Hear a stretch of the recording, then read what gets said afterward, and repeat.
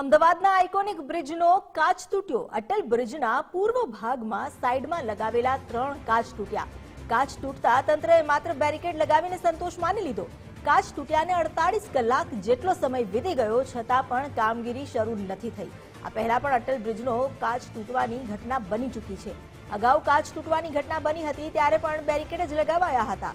અધિકારી કે જવાબદાર વ્યક્તિ બ્રિજ તરફ ધ્યાન ન આપતા હોય તેવી સ્થિતિ અહીં સ્પષ્ટ થઈ રહી છે.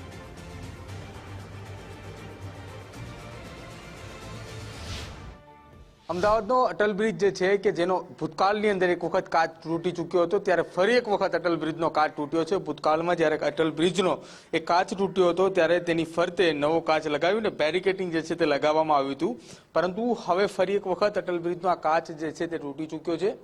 અમદાવાદના અટલ બ્રિજના પૂર્વ અને પશ્ચિમ છેડાને જોડતો અટલ બ્રિજ છે, જેમાં પૂર્વના ભાગ તરફ આ કાચ જે છે તે તૂટી ચૂક્યો છે.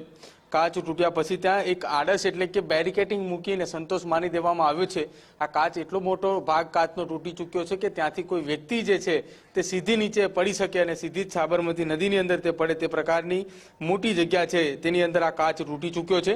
હવે આ કાચ ક્યારે રિપેરિંગ કરવામાં આવશે તે એક મોટો સવાલ છે, કેમ કે ભૂતકાળની અંદર જ્યારે અટલ બ્રિજનો મધ્ય ભાગની અંદર આવેલો જે ટ્રાન્સપરન્ટ કાચ જે હતો તે કાચ તૂટ્યા બાદ તેને લગભગ 48 કલાકની અંદર રિપેર કરીને તેની ફરતેના ભાગ પર બેરિકેટિંગ જે છે તે લગાવી દેવામાં આવ્યું હતું, પરંતુ અહીંયા જ્યારે કાચ તૂટ્યો છે તેને પણ 2 દિવસ જેટલો સમય વીતી ચૂક્યો છે અને હજુ અહીંયા બેરિકેડ લગાવીને જ સંતોષ માન્યો છે, કેમ કે હવે અટલ બ્રિજની અંદર કોઈ અધિકારીઓનું કે કોઈ જવાબદાર વ્યક્તિનું ધ્યાન ન જતું હોય તેવું પણ લાગી રહ્યું છે.